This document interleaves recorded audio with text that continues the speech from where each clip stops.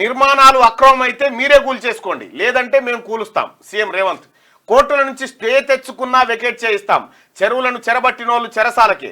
మీ farm house drainage నీళ్లను ప్రజలు తాగాలనా? అక్రమార్కుల వెన్నులో చలిజ్వరం పుట్టేలా హైడ్రా పనిచేస్తుంది.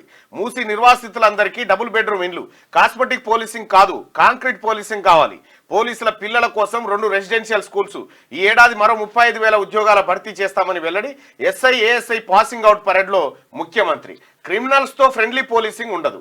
కాస్మెటిక్ పోలీసింగ్ కాదు, కాంక్రీట్ పోలీసింగ్ అవసరమని, కాకి డ్రెస్ పై ప్రజల్లో విశ్వాసం కల్పించాలని సీఎం రేవంత్ రెడ్డి అన్నారు. క్రిమినల్స్ తో ఫ్రెండ్లీ పోలీసింగ్ ఉండదని చెప్పారు. తెలంగాణ పోలీస్ అకాడమీలో క్రీడా భవన్ ను ప్రారంభించారు. ట్రైనింగ్ లో ఉత్తమ ప్రతిభ కనబర్చిన 24 మంది ఎస్ఐ క్యాడెట్లకు ట్రోఫీలను అందించారు. ఆల్రౌండర్ గా నిలిచిన పిల్లి భాగ్యశ్రీ, జి సౌమ్య, ఎస్ జైపాల్ కు రివాల్వర్ ట్రోఫీని బహుకరించారు. పోలీసు ఉద్యోగం అంటే భావోద్వేగం. కొత్తగా విధుల్లో చేరబోతున్న యువ పోలీసులు రాష్ట్రంలో డ్రగ్స్, గంజాయి, సైబర్ నేరాలను ఉక్కుపాదంతో అణిచివేయాలి. మాదక ద్రవ్యాల మాట వింటేనే వెన్నులో వణుకు పుట్టేలా చేయాలని చెప్పి సీఎం దిశానిర్దేశం చేశారు. ఇక చెరువు అయితే ఇక్కడ వాస్తవానికి కూడా ఇది అయిపోయినాక చెప్తా. చెరువులు, నాలాలను ఆక్రమించి కట్టిన నిర్మాణాలను ఎవరికి వాళ్ళు స్వచ్ఛందంగా కూల్చివేసుకోవాలని, లేదంటే తామే కూల్చివేస్తామని సీఎం రేవంత్ రెడ్డి హెచ్చరించారు. చెరువులు, నాలాలను చెరబట్టే వాళ్ళ ఒంట్లో వణుకు, వెన్నులో చలిజ్వరం పుట్టేలా హైడ్రా పనిచేస్తుందని, ఈ విషయంలో వెనక్కి తగ్గేదే లేదని అన్నారు. తెలంగాణ పోలీస్ అకాడమీలో బుధవారం 547 మంది సబ్ ఇన్స్పెక్టర్ కెడెట్ల పాసింగ్ అవుట్ పరేడ్ కు ముఖ్యమంత్రి రేవంత్ రెడ్డి ముఖ్య అతిథిగా హాజరై మాట్లాడారు. చెరువులు, కుంటలు, నాలాల ఆక్రమణల వల్లే వరదలు వస్తున్నాయి. వరదలతో పేదల జీవితాలు అతలాకుతలం అవుతున్నాయి. అందుకే చెరబట్టిన వారి నుంచి చెరువులను విడిపిస్తున్నాం. అవసరమైతే ఆక్రమణదారులను జైలుకు పంపించేందుకు వెనకాడం. ఆక్రమించుకున్న చెరువులను స్వచ్ఛందంగా వదలాలని ఆక్రమణదారులకు నేను విజ్ఞప్తి చేస్తున్నా. లేదంటే చెరువుల్లోని నాలాలపై అక్రమ నిర్మాణాలను నేలమట్టం చేసి తీరుతాం. కోర్టులకు వెళ్లి స్టే తెచ్చుకున్న వెకేట్ చేయించి మరీ కూల్చేస్తాం. FTL బఫర్ జోన్ పరిధిలో నిర్మాణాలను రెగ్యులరైజ్ చేసే ప్రసక్తే లేదని స్పష్టం చేశారు. రాష్ట్ర అభివృద్ధిలో పోలీసులు పోషించాల్సిన పాత్రను దిశానిర్దేశం చేశారు. అట్లయితే నేను ఫెయిల్ అయినట్టు కాదా? నిజాం కాలం నుంచి హిమాయత్ సాగర్, గండిపేట ప్రాజెక్టుల ద్వారా హైదరాబాద్ వాసులకు తాగునీరు అందుతున్నది. కానీ ఈ 2 జలాశయాల చుట్టూ కొందరు శ్రీమంతులు ఫామ్ హౌజులు కట్టుకొని వాళ్ళ డ్రైనేజీ నీళ్లను జలాశయాల్లోకి వదులుతున్నారు. అలాంటి నీటిని నగర ప్రజలకు తాగడానికి ఇస్తే ముఖ్యమంత్రిగా నేను ఫెయిల్ అయినట్టు కాదా అని సీఎం రేవంత్ అన్నారు. సో ఇక్కడ వరకు ఓకే, సరే, ఆయనకున్న విజన్ ఏందో చెప్పేసిండు ప్రజల పట్ల, లేకపోతే ఈ వ్యవస్థ పట్ల. కానీ ముఖ్యమంత్రి గారికి నేను ఒక సూచన, సలహా చేయదలుచుకున్న మార్నింగ్ న్యూస్ ద్వారా. ఎవరైతే పోలీసులు ఉన్నారో, మనం ఇక్కడ ఎన్ని డ్రగ్స్ కంట్రోల్ చేసినా, ఎన్ని నిర్మాణాలు చేపట్టినా, ఏం చేపట్టినా భావితరాల భవిష్యత్తు కోసమే. ఈ భావితరాలు ఏడున్నాయి? పాఠశాలలలో ఉన్నాయి. ఈ భావితరాలన్నీ పాఠశాలలలో ఉన్నాయి.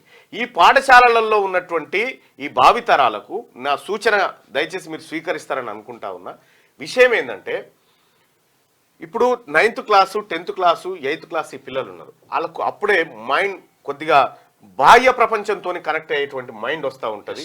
సో బాహ్య ప్రపంచంలో జరిగేటువంటి అంశాలు వాళ్ళలోకి వస్తూ ఉంటాయి. సపోజ్ ఒక పిల్లవాడు వాళ్ళ నాన్న, మీ నాన్న ఎడికి పోయిండు బాబు అంటే, మా నాన్న MRO ఆఫీస్కి పోయిండు అని అంటాడు. ఎందుకు పోయిండంటే ఏమో తెలియదు. మీ నాన్న ఎడికి పోయిందంటే పోలీస్ స్టేషన్ కాడికి పోయిండు. ఎందుకు పోయిండంటే ఏమో తెలియదు. మీ నాన్న ఎడికి పోయిందంటే కలెక్టర్ ఆఫీస్కి పోయిండు. ఎందుకు పోయిందంటే ఏమో తెలియదు. అంటే ఇట్లా పిల్లల కాడ క్వశ్చన్ మార్క్ ఉంటుంది. దీన్ని ఏం చేయాలంటే, ఇప్పుడు ఒక మండలం ఉంది. ఆ మండలంలో 10 ఉన్నత పాఠశాలలు ఉంటాయి. ఏది 10th క్లాస్ వరకు 5-6 పాఠశాలలు ఉంటాయి మ్యాక్సిమం.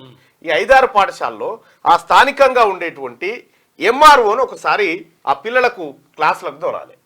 ఒకసారి MROని క్లాసులకు దోలి, అసలు MRO అంటే ఎవరు, మా కార్యాలయంలో ఏమేం పనులు చేస్తారు, మీ అమ్మా నాన్న మా దగ్గరికి ఎందుకు వస్తారు, ఏ పనుల కోసం వస్తారు, మీ భూమి ఇగో ఈ కారణం చేత ఇట్లా అయింది కాబట్టి ఈ కారణం చేత మా దగ్గరకు వస్తే మేము అవి సరి చేస్తాం అని చెప్పి MRO ఆయన పరిధిలో ఉన్నటువంటి చట్టాల గురించి ఏది మొత్తం ఇండెప్త్కు పోకుండా అక్కడ ఏమేం జరుగుతుంది అనేటువంటి విషయాలను ఆ పిల్లలకు అవగాహన చేయాలి.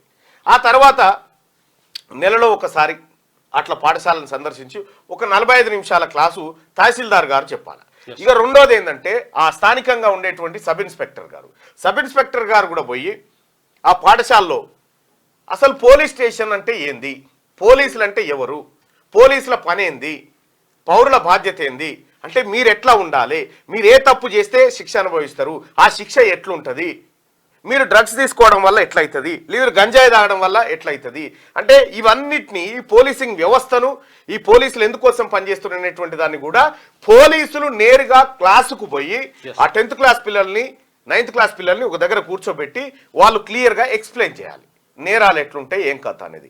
అట్లాగే ఎంపీడీఓ గారు పోయి ఈ డెవలప్మెంట్ విషయాల్లో మీ ఊరికి ఇది వచ్చింది, మీ ఊరికి ఇది వచ్చింది, ఇట్లా ఇట్లా ఇవన్నీ వివరించాలి.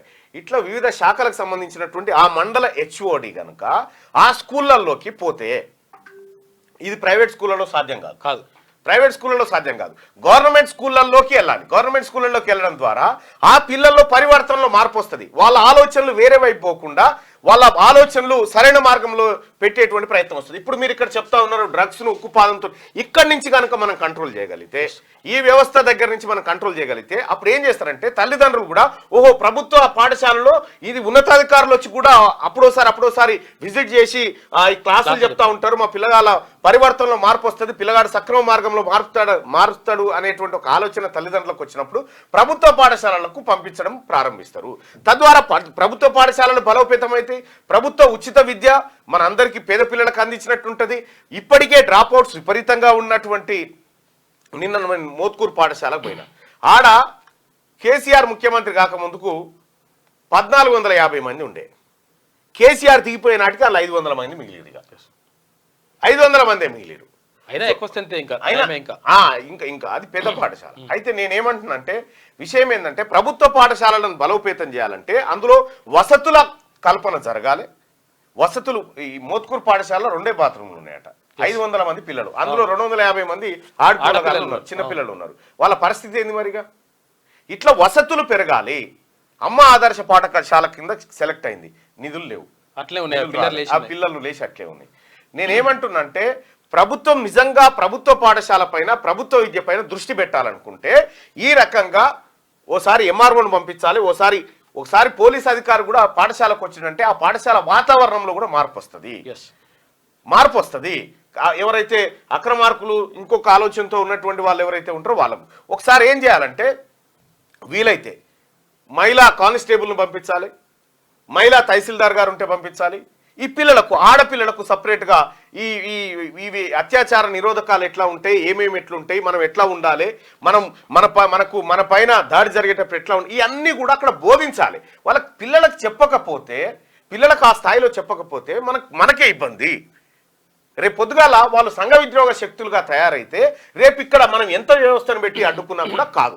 కాబట్టి పరివర్తన అనేది మనం హై స్కూల్ స్థాయి నుంచే చిన్నపిల్లల్లో పరివర్తన మార్పు తేవడం కోసం ఇప్పుడు చాలా మంది ఇప్పుడు టీఎస్ఎస్పీ కానిస్టేబుల్ ఉన్నారు, వాళ్ళని ఎక్కడెక్కడో అవసరమైతే వాడతారు, వాళ్ళని తాత్కాలికంగా స్కూళ్ళకు పంపించండి, పోలీసింగ్ వ్యవస్థ ఏందో చెప్పించండి వాళ్ళ ద్వారా. కాబట్టి ఇప్పుడు ఒక ఎస్ఐకో లేకపోతే సిఐకో పనిష్మెంట్ ఇవ్వాల్సి వచ్చినప్పుడు వీఆర్కో ఎడుకో పంపుతారు, అదే స్కూల్కి పంపురి. అట్లా వాళ్ళ విధానంలో పిల్లల ఆలోచనలో మార్పు తేవడానికి ఈ విద్యా విధానంలో మార్పు చేయవలసినటువంటి అవసరం ఉంది. ఇది ముఖ్యమంత్రి గారికి నేను చేస్తున్నటువంటి సలహా సూచన, ప్రాక్టికల్గా ఉంటుంది పిల్లలకి. తెలంగాణ పోలీస్ అకాడమీలో జరిగిన ఎస్ఐ ఏఎస్ఐల పాసింగ్ అవుట్ పీరియడ్లో సీఎం రేవంత్ అంటూ ఒక వార్త. ఈ పిల్లల కోసమే కదా మనం చేసేది, ఈ భవిష్యత్తు కోసమే కదా ఒక మంచి తెలంగాణను తయారు చేయాలనుకునేది. ఆ భవిష్యత్తు ఉన్నటువంటి పిల్లలు ఏడైతే ఉన్నారో ఆ పిల్లల దగ్గరికే మనం ఈ వ్యవస్థను తీసుకుపోయితే కథం. ఏ తప్పు చేస్తే ఏం శిక్షలు ఉంటాయని తెలిస్తే భయపడుతూ అంటే ఒక తప్పు చేయకుండా ఉంటాడు. వాళ్ళకి తెలియక చేస్తారు ఫస్ట్ క్రైమ్, వాళ్ళకి తెలియదు ఎట్టి పరిస్థితి. క్యూ న్యూస్ ఛానల్లో పనిచేయటకు అనుభవం గల సీనియర్ డిజిటల్ మార్కెటింగ్ వారు కావాలను సంప్రదించవలసిన నెంబర్ 8688926084.